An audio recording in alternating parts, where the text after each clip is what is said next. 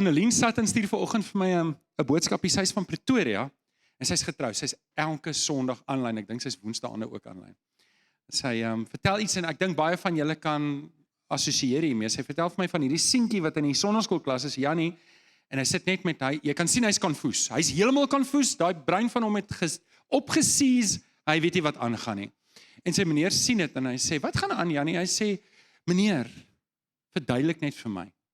Was dit die kinders van Israel wat deur die Rooi See gegaan het?" Hy sê, "Ja, dit was die kinders van Israel wat deur die Rooi See gegaan het." Hy sê, en was dit die kinders van Israel wat die Filistyne oorwin het?" Hy sê, "Ja." En hy sê, "Maar was dit die kinders van Israel wat ook die tempel gebou het?" Hy sê, "Ja, dit was hulle." Hy sê, "Nou as die kinders al hierdie dinge gedoen het, waar was die ouers dan?" Nou ja, ons gaan aan met ons reeks oor Jona. Ons is besig om vers vir vers en eintlik is ons besig om einde se kant toe te staan. Ons is by hoofstuk 4 en ek gaan hoofsaaklik vanoggend stil staan op spesifiek vers 2. Vers 2 en die volgende 3 weke gaan ons hoofstuk 4 deurwerk en ek hoop regtig dit was vir jou so groot seën soos wat dit vir my was om dit saam met julle te doen. En ons lees in Jona 4 vers 2, lees ons die volgende, het sê, en dis Jona wat praat, en hy sê, "Ek het geweet dat U 'n genadige en 'n barmhartige God is, lankmoedig en vol liefde. U sien maklik af van die straf wat U aangekondig het." Ek weet nie of julle saamstem, maar dis eintlik 'n mooi loflied. Stem julle saam? Dis eintlik 'n baie mooi loflied. As ek dit net weer kan lees. Hy sê, "Here, ek weet dat U 'n genadige en 'n barmhartige God is. Ek weet dat U lankmoedig en vol liefde is. Ek sien dat U sien maklik van die straf af." Dis eintlik 'n baie mooi lied. Ek dink nie ons het so 'n lied nie. Ken of het ons so 'n lied iewers? Sing enige iemand dit? Want die probleem is, hierdie is nie 'n loflied nie. Hierdie is nie 'n loflied wat Jona besig is om te sing nie. Eintlik is hy nie besig om die Here te bewonder nie. Hy is besig om die Here te verwyd vir sy eie karakter. Hy's besig om hy's letterlik besig om in die Here se karakter in te klim en te sê, "Here, ek het dit geweet. Ek het geweet dat dit is wie U is." En vanoggend wil ek 'n bietjie daarna kyk, want sien, God doen hierdie verskriklike wonderwerk. Hy red die hele Ninive. Die hele Ninive kom tot bekering. Ek bedoel, wie van julle kan sê, "Wow, daar." Wel, dis besonders, nê? En ek kan net dink, dit staan nie in die skrif nie, maar ek kan dink, hier kom hierdie mense tot bekering. Die Here sien af van sy straf. En ons 'n fees in Ninive. Wie van julle sal bly wees as 'n engel van die Here vir jou kom sê, jy gaan doodgemaak word as gevolg van jou sonde en jy bekeer en die Here sê, "Ek vergewe." Wie van julle sal bly wees? Wie van julle sal fees vier? Hy sê, "Kenneth, bring jou gitaar, laat ons 'n lied sing en die Here loof en prys." Amen. Ja. Ek kan dink dit gebeur in Ninive, maar Jona staan buite en hy's kwaad. Hy's kwaad. En vanoggend wil ek met jou praat oor deel 8 en ek gaan 3 woorde hanteer en ek wil dit omdraai vanoggend. Ontevrede, onvergenoegd en onvervuld.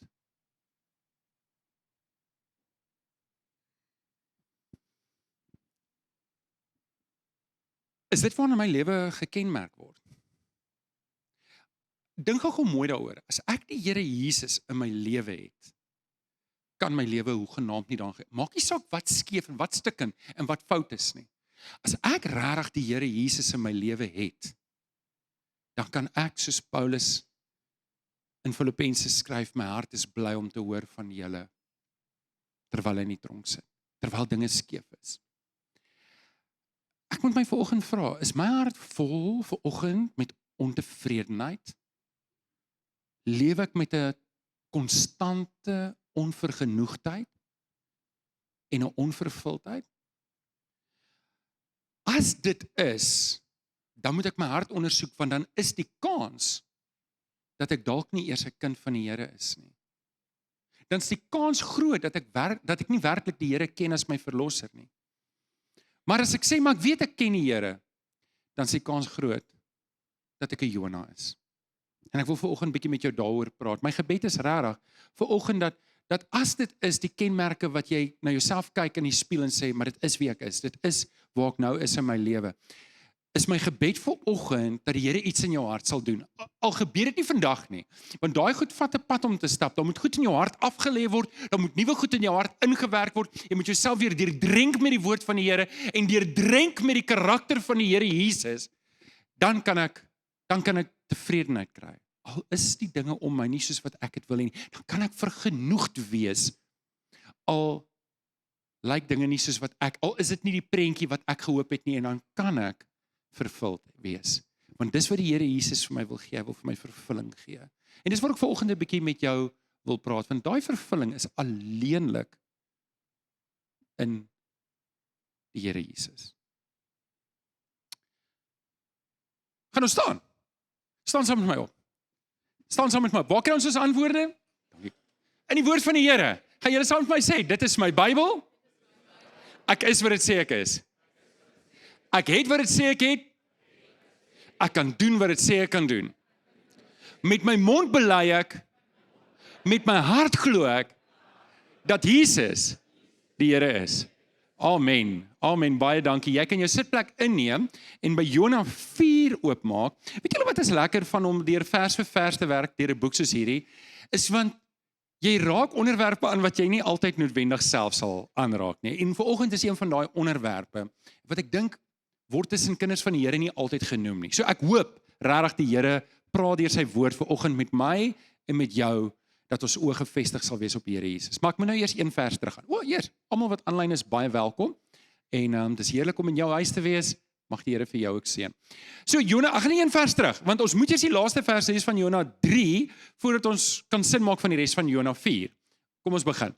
Toe God sien wat hulle doen. Onthou nou, Jona het ingestap, halfhartige, halfgepoetste weergawe, nog 40 dae en is tickets met julle en hy het uitgestap. Hy het nie eers behoorlik gestap, hy het ingestap, hy was nie eens in die middel van die stad nie, hy was nie eens in die middel nie, dis 3 dae om deur te stap, hy het net eendag ingestap, ek kan net dink in 'n systraatjie, net uitgeskree, maak nie saak wie daar is nie, miskien is daar nog min mense ook, wat maak dit saak, nog 40 dae en julle is almal gone, good luck, bye, ek's uit.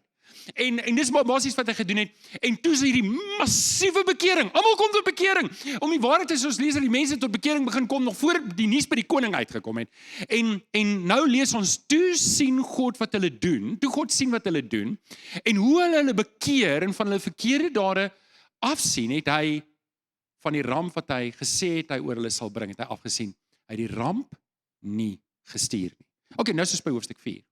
Hieroor, was Jona hy was baie ontevrede en hy het baie kwaad geword. Hy het tot die Here gebid en gesê, hoor nou hierdie verwyte, ag Here, ek het dit geweet toe ek nog in my land was. Daarom het ek reg in die begin na Tarsis toe gevlug. Ek het geweet hy is 'n genadige en 'n barmhartige God, lankmoedig en vol liefde. Hy sien maklik van die straf wat hy aangekondig het af. Laat ek nou maar liewer sterf, Here, want dit is vir my beter om te sterf as om te lewe. Toe vra die Here vir hom, het jy rede om kwaad te word? Jona is toe uit die stad uit, hy het oos van die stad gaan sit en vir hom 'n skerm gebou. Hy het daaronder in die skaduwee gaan sit om te sien wat met die stad gaan gebeur. So, ek dink nie ek hoef julle te oortuig uit hierdie teksgedeelte dat Jona was baie ontevrede nie. Dit staan in die teks. Hy was baie onvergenoegd en hy was baie onvervuld. En dis 'n baie hartseer plek om te wees as die Here om jou werk. Die Here red mense, die Here verander mense en ek is ontevrede. Ek is ontevrede.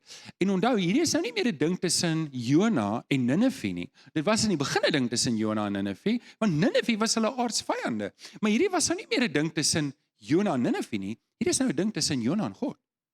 En dis wat Jona sê. Jona verwyd God. Hy's nie meer kwaad vir Ninive nie, nou is hy kwaad vir God. En dit het hom buite God se wil geplaas. Die ding dat hy nie kan bly wees oor waar die Here bly is nie. Dat hy nie die hart gehad het van die dinge waarvoor die Here 'n hart gehad het nie. Hy het nog steeds die regte dinge gedoen, maar hy het buite God se wil gestaan. So my gebed vir oggend is dat ek en jy vir oggend 'n nuwe koers kan inslaan. Om te sê, Here, leer my om tevrede te wees in die Here Jesus. Om vergenoegd te wees in die Here Jesus en om vervuld te wees in die Here Jesus. Want dis waar dit werklik is. Dalk moet ek net dit nou sê, voordat ons by ons eienskappe kom. As Jesus nie genoeg is vir my nie, dan gaan niks ooit genoeg wees nie. ek moet hierdie ding in my hart bære. Ek moet dit in my hart bære. As Jesus my nie tevrede stel nie, daar is net niks anders nie. Daar is nie 'n plaasvervanger vir die Here Jesus in my lewe nie. As ek 'n pad van ontevredenheid kies, omdat ek buite die wil van die Here wil staan, niks daar buite gaan my help nie. Dis waar ek gaan bly. Ek gaan die heeltyd lewe waar Jona is, wat sê, Here, dis beter om dood te gaan, as om so voort te lewe. En dis die waarheid. Jona se observasie is absoluut die waarheid. Ek sal die heeltyd hierdie innerlike ontevredenheid beleef in my lewe, as ek aspres kies om buite die wil van die Here te staan. So, ek het 'n nuwe woord vir julle. Dis nie 'n nuwe Afrikaanse woord nie, dis 'n ou Afrikaanse woord. Ek dink nie dis 'n anglisisme nie, dis 'n aanvaarde Afrikaanse woord. En dit is die woord verinnerlik. Ek vat hom in die plek van embrace, want ek wil graag Afrikaanse woorde hier gebruik, maar as jy nie weet wat beteken verinnerlik nie, maar jy weet wat beteken vir embrace, kleer hom net elke keer so. En ek gaan vir jou vanoggend 4 eienskappe gee, en ek gaan dit elke keer in die Nuwe Testament toe vat. En dan gaan ek kyk wat dit in die Nuwe Testament beteken, want onthou, ons kyk deur die bril van Jesus se bloed na die Ou Testament en pas dit toe op ons lewe. En dis ook wat ek vanoggend gaan doen. Ek gaan hierdie 4 eienskappe kyk na die Nuwe Testament en ek gaan dit terugvat en ek gaan vir jou wys, hierdie 4 eienskappe van God moet ons verinnerlik. Ek moet dit my eie maak. Ek moet vir myself sê, hierdie is die eienskappe, dis hoe Jesus lyk. En as Romeine 8 vers 28 en 29 waar is, dat die Heilige Gees is aktief, soos jy nou daar sit. Stamp net dit saggies aan die ou langs aan. Nou dan sê jy sê vir die mense hulle moet so stamp. My vrou het my al blou kolle gestamp. Okay, so sê net vir jy moet hierdie karaktereienskappe van God verinnerlik. Jy moet dit deel maak. Want as die Heilige Gees vanoggend aan my en jou werk, dan gaan hierdie eienskappe meer en meer en meer op die voorgrond kom. Want dis hoe God lyk. Is jy gereed daarvoor? Okay. So, hier is die 4 eienskappe. Jona haal eintlik Psalm 145 vers 8 tot 9. Hy haal vir Dawid aan. So dis nie sy eie woorde nie. Dit is, as jy gewonder het, 'n loflied. Dit is 'n loflied. Was nie sy loflied nie en hy het dit opgemors, maar so kom ons lees dit in 'n geval. Ek het geweet dat U Okay, julle sien wat ek doen, nê? Help my hier uit. Ek het geweet dat U en God is. En vol U sien maklik af van die straf. So dis die 4 waarna ons gaan kyk en without further ado die karaktereienskap van God nommer 1 wat ek en jy moet verinnerlik. Natuurlik, daar's baie, maar vanoggend kyk ons na die 4 want dis wat die teks gee. Nommer 1 is die Here is genadig. Ons lees in Efesiërs 2 vers 8 dat Paulus skryf, hy sê julle is inderdaad uit genade gered deur geloof. Hierdie redding kom nie uit julle self nie. Hoekom? Want dit is 'n gawe van God. Nou, die woord wat Paulus daar gebruik is die woord charis. Charis wat dan nou ook geskenk beteken, wat as ek vir jou 'n geskenk koop ek dit vir jou omdat ek lief is vir jou en vir jou omgee. En soms mis ek jou verjaarsdag, oom Cassie, ek is baie jammer, ek het oom se verjaarsdag laas Woensdag. So ek sal volgende jaar hoop ek vir oom ene gee. Maar jy weet, 'n geskenk is iets wat jy verniet gee, dis iets wat uit die goedheid van jou hart kom en dis iets wat jy verdien nie. Stem julle saam? En dis presies wat die woord charis beteken. It's undeserved grace, favorable attitude, nee, towards someone or something. Nou ek wil hê jy moet hierdie betekenis, hierdie definisie in jou hart hou dat genade, redding, genade is iets wat die Here vir my gee wat ek nie verdien nie, maar hy gee dit vir my omdat hy van my hou. Hy het 'n positiewe houding teenoor my. Hy het 'n positiewe uitkyk oor jou. En weet jy wat? Wie van julle ken ten minste een persoon wat jy weet, dis jou go-to person. Daai persoon is positief oor jou. Ken julle almal so iemand? Wel, dan ken julle nie Jesus nie. Want hy is positief oor jou. Iemand sê net amen daarop. Ek dink dit was baie slim opgestel. Maar lyk my julle het baie vriende nie. Hoorie, as iemand jou ooit weer daai vraag vra, nê, kan jy daarom sê ek is positief oor jou want ek hou van jou. Okay, ek hou baie van julle. Julle is my favourite mense in die hele wêreld. Oh. Okay, so kom ons gaan aan. Hier is die ding. Nou, charis is nie die Hebreëse woord nie, dis die Griekse woord. Vanoggend dink ek moet ek die Hebreëse woord insit. Nee, dis te complicated. Ek gaan dit nie nou doen nie. Maar charis is die genade wat die Here oor hierdie hele Ninive gewys het. Hy kyk na die stad en hy sê, ek hou van hierdie mense. Ek wil vir hulle my genade wys. Maar hulle is so ver weg van my af. Ek kort 'n profeet om hulle te moet gaan aanspreek. En ek weet, ek het vertroue in wie hulle is, dat wanneer my genade aan hulle openbaar word, sal hulle onmiddellik bekeer. En dis presies wat gebeur het. So, dis wat genade is. Die Here gee vir hierdie hele stad onverdiende genade. Hy het 'n positiewe gesindheid teenoor hulle. Hy het 'n gunstige houding. Hy wil hulle red. Hy kondig straf aan met die doel dat hulle moet bekeer sodat hulle kan red. dis presies waar Jona kla. Hy sê, Here, ek weet dit. Dis hoekom ek in die eerste plek weggehardloop het, want ek geweet jy gaan dit doen. Ek geweet hierdie straf gaan nie hou nie. Al bekeer, weet, as hulle bekeer, dan gaan jy afsien van die straf. En dis presies. En die Here wys hierdie genade aan Jona. Hy wys dit aan Jona. Hy wys dit aan Nineve. Hy wys dit aan my en aan jou. En hy wil hê ek en jy moet dit ook wys vir die mense om ons. Hy wil hê ons moet daai genade wys. Dis wat hy wou gehad het Jona moet doen in die eerste plek. Die Here wou gehad het Jona moet daai genade wys. Die Here wou gehad het Jona moet daar deur die stad stap en na hulle kyk en sien wat hy sien en seer het wat hy het en na hulle kyk en sê hierdie mense is verlore en hulle kort redding en hulle sy hart, die Here se hart was seer vir hierdie mense. Dis hoekom hy dit doen. Maar Jona het dit nie gedoen nie. En die Here verwag dit van ons ook. Partykeer is ek wat Johan Delport is. Hard teenoor die mense daar buite. Nie teenoor julle nie. Hoor jy, as jy deur 'n slegte tyd gaan, breek my hart. Ek sal saam met jou huil maklik. Maar partykeer is ek 'n bietjie apaties teenoor die mense daar buite. Wie's nog daar? Okay, preek vanoggend vir myself, lyk dit vir my. God se genade in Jesus moet deur my en jou vloei na buite. Kyk, dis nommer 1. Is jy reg vir nommer 2? Die tweede eienskap van God wat Jona aanhaal hier, so wat ek en jy moet verinnerlik om ons meer en meer soos Jesus te maak, is barmhartigheid. Jona sê, ek weet Here dat U genadig en barmhartig is. Nou, ek wil hê ons moet 'n bietjie kyk na hierdie woord. In Hebreërs 4 vers 16 lees ons, kom ons gaan dan met vrymoedigheid na die genade troon toe, sodat ons barmhartigheid en genade kan ontvang, sodat ons op die regte tyd gered kan word. Ek moet vir julle sê, ek het gesukkel met hierdie, want genade en barmhartigheid is baie naby aan mekaar. Maar toe ek gaan kyk het na die betekenis van die woorde, toe sien ek, daar is tog een groot onderskeid. Want ek kan genade wys, is om 'n goeie positiewe gesindheid te wys teenoor jou. Ek koop vir jou geskenk omdat ek van jou hou, jy's my vriend en ek is lief vir jou, of dalk my kinders, weet, hulle het 'n bietjie hulp nodig nog, want hulle kan nie finansiëel self staan nie. So ek het, weet, verstaan julle wat ek probeer sê? So dis genade, maar barmhartigheid het 'n ander kinkel in die kabel. En hoor wat beteken barmhartigheid is to show compassion, kindness or concern for someone in serious need.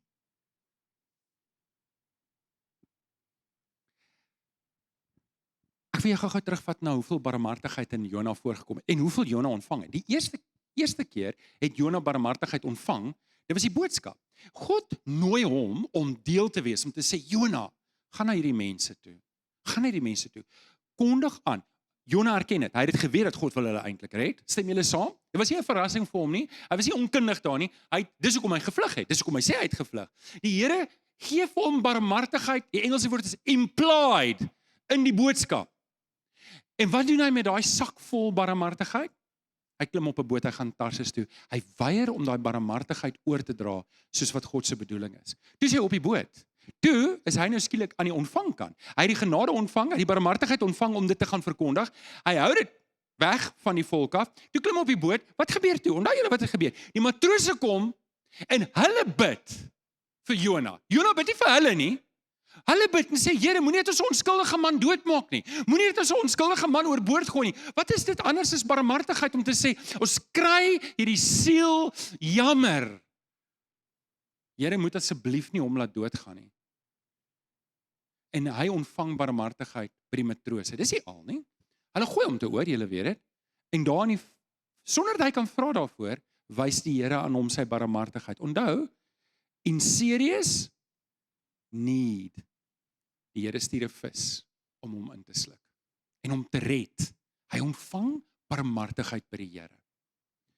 En nou gaan Jona, uiteindelik is hy gehoorsaam, onwillig, maar gehoorsaam. En hy gaan verkondig hierdie barmhartigheid van die Here op 'n onsinnige manier. Weet julle, baie keer vergeet ons gou. Ek weet nie of jy ook gou vergeet nie, van al die barmhartigheid wat ek gekry het van die Here. Baie keer vergeet ons gou. Ek dink dit is 'n goeie plek om terug te gaan, om te onthou wie ek was sonder Jesus. En hoe ver ek werklik weg was van Jesus af en van God af. En hoe naby ek aan die dood en aan straf was, voordat die Here sy barmhartigheid aan my gewys het. Die Here was besorgd oor my siel. En vir die van julle wat hier sit wat werklike getuienis sê dat jy die Here Jesus dien, die Here was besorgd oor jou siel voordat hy jou gered het. Die van julle wat vanoggend hier sit en jy ken nog nie Jesus nie, jy weet dit in jou hart, jy hou van die kerk en jy hou daarvan om hiernatoe te kom want hierdie is nice mense, julle is regtig nice mense. So jy kom terug en jy kom terug. Vir jou wil ek sê, die Here is bekommerd. Hy het barmhartigheid oor jou because you are in serious need. So die Here was besorgd en hy laat Jesus aan die kruis sterf sodat ek 'n weg kan hê om gered te word, sodat ek verandering kan deurgaan. En ek kon myself nie help nie. Redding is nie iets wat ek aan myself kon doen nie. So Jesus het my kom help. En nou is hierdie ding. Die Here verwag van my om dit te wys. Ek kan dit nie kry en terughou nie. Ek kan nie, dis wat Jonah gedoen het. Hy het die barmhartigheid van die Here gekry, maar hy wou dit nie gee nie. Hy wou dit nie gee nie. Die Here was sag op hom, maar hy was hard op Ninive. En nou vat dit my terug na Efesiërs 2, vers 4 vers 2 toe. En ek het hierdie nou die dag aangehaal, maar die woord barmhartigheid kom hier voor, so ek moet hom nou weer gebruik. So ek was diep verlore. Wie was daar? Wie kan amen sê ek was diep verlore?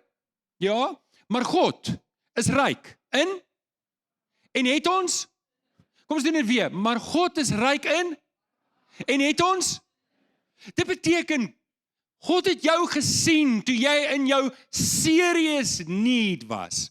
En het na my en jou gekyk en het ons jammer gekry en gesê, hierdie moet verander.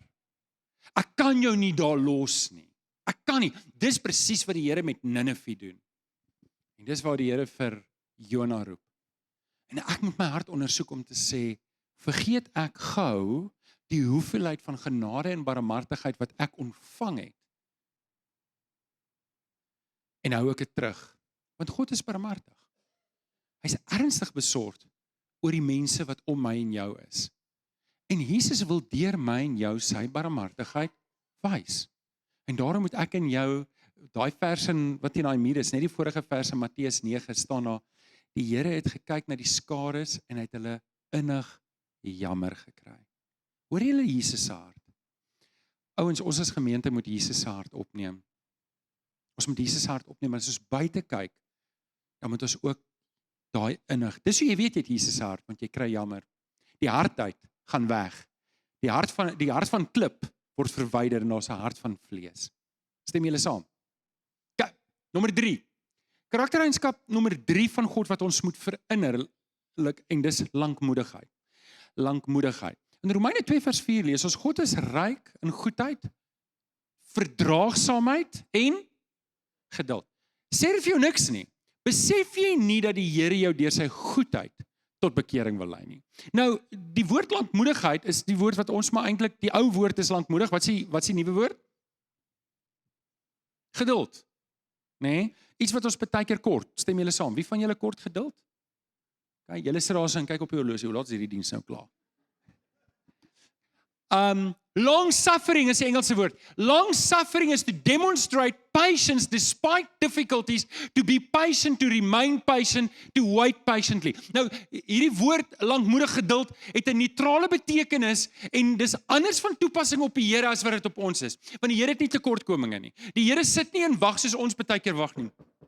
Wanneer is dit nou oor? Wanneer is dit nou oor? Die Here dis een van sy karaktereienskappe, hy is geduldig. 2 Petrus 3 vers 9 sê, die Here stel nie die vervulling van sy belofte uit, al dink mense so nie. Dit gaan oor die wederkoms. Hy sê nee, sê Petrus, hy is met julle omdat hy wil hê dat niemand mag verlore gaan nie, hy wil hê almal moet hulle red. Nou, hoor gou mooi hoe stel Petrus dit. Hy stel dit in die negatiewe en dan stel hy dit in die positiewe. En dis vir dramatiese effek dat ek en jy moet verstaan God se hart is hierin. Hy wil nie hê iemand moet verlore gaan nie, hy wil hê almal moet hulle. Hoor julle, dis dieselfde ding van 'n ander kant af gesien. En hierdie moet ons aandag trek. Die Here is geduldig. Hy's geduldig. En weer eens wil ek teruggaan. Dalk sit jy vandag hierso en jy's op daai, jy wil die Here dien, maar jy het nog nie daai oorgawe gemaak nie. Die Here is geduldig met jou. Hy's geduldig. Hy wil hê jy moet kom. Hy wil hê jy moet kom. Dalk sit jy ver oggend aan daai ontevrede, onvervuld. Aan al die negatiewe kant. Nee, die Here is geduldig met jou, maar hy wil hê jy moet kom. Hy's positief oor jou. Hy's positief teenoor Jona. Hy was nooit hardhandig met Jona gewerk nie. Hy het altyd vir Jona daai tweede kans gegee. OK, so lankmoedig. Kom ons kyk. Is om geduldig te wees, nê, vanuit 'n posisie van liefde. Dis die Here. Nou, ek en jy moet mekaar waarsku. Alhoewel Jona God se hart gemis het, 2 boeke later, Nahum, 150 jaar later, het dieselfde volk, selfde stad Ninive weer teruggegaan na hulle sonde toe en hulle is vernietig. So ek en jy moet nooit God se genade en geduld misverstaan as 'n uitstel totdat ek gereed is nie. Genadetyd is 'n oproep tot bekering, maar genadetyd gaan verby. Ninive was gewaarsku 40 dae. En soms kry ons nie 'n waarskuwing nie. So ek moenie met God se genade mors nie. Ek moet dit aangryp as dit daar is. So Jona het God se hart gemis. En ek dink ons het die punt nou klaar gemaak. Hy wou gehad het die Here moet geduldig wees met hom, maar hy wou nie geduldig gewees het met ander nie. En julle, dis 'n struik waarna ek trap. Ek weet nie of julle daaraan trap nie, maar dis 'n struik waarna ek trap wat ek baie keer sê, Here, gee my soveel geduld wat U met mense het soos wat U het met my. Weet julle, as die Here vir my dieselfde geduld gee vir mense as wat hy met my het, dan gaan ek nogal 'n geduldige mens wees. Wie van julle is daar?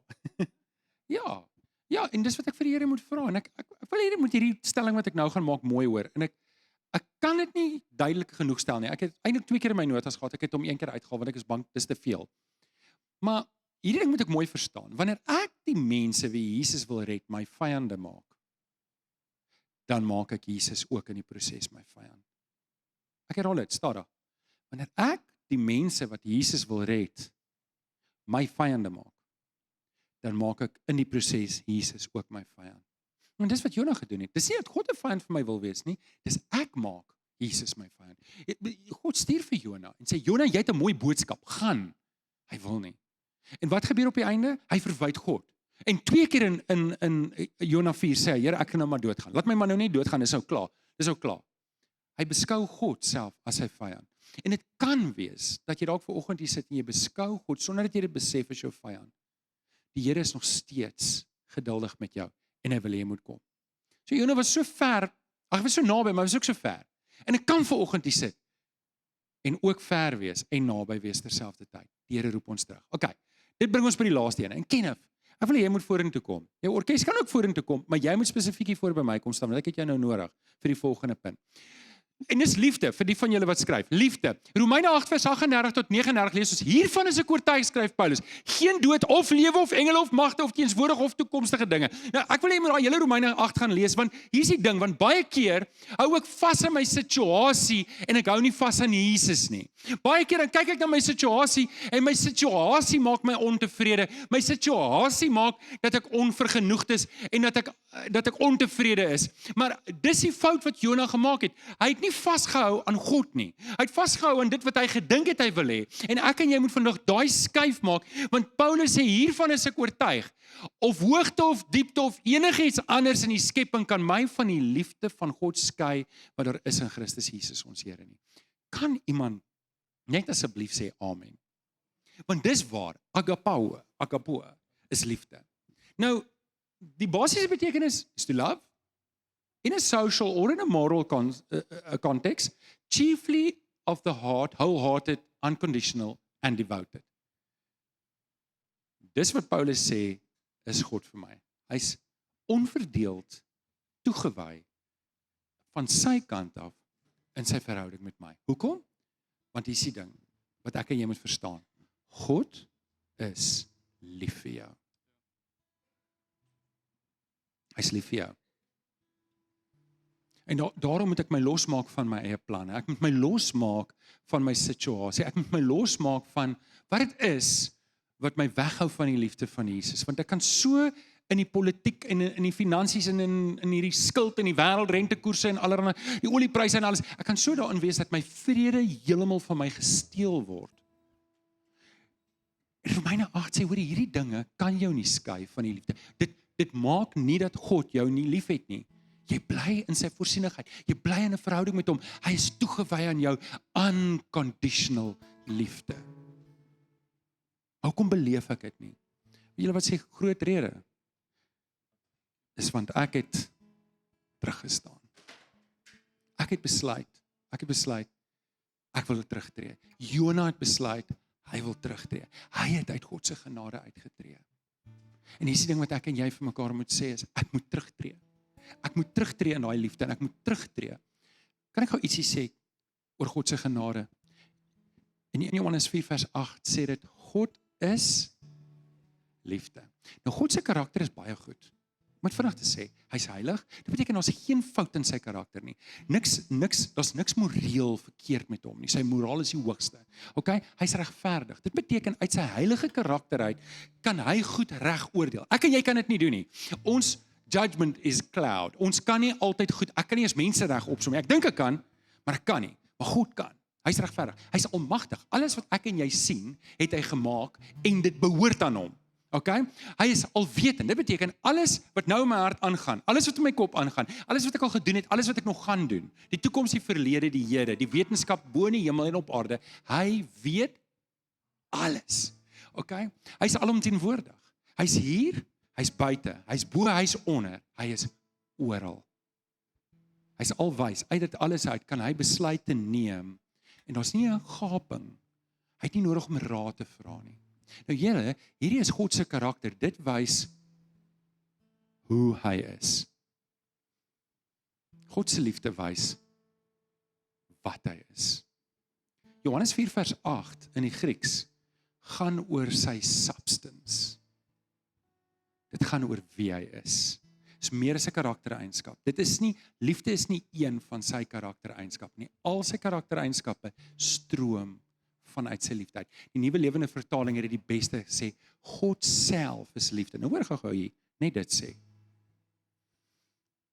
Gras is groen, maar alles wat groen is nie gras nie. God is liefde, maar nie alle liefde is God nie. Maar God is liefde. Ek wil hê jy moet jouself dalk, hier is die een eienskap, wat as jy dit indrink, as jy dit verinnerlik, is jou beste kans om vervul te wees, tevrede te wees, Jesus te beleef. Ek moet lief hê, want Jesus het lief. Ek moet bly wees waar Jesus bly is. Amen.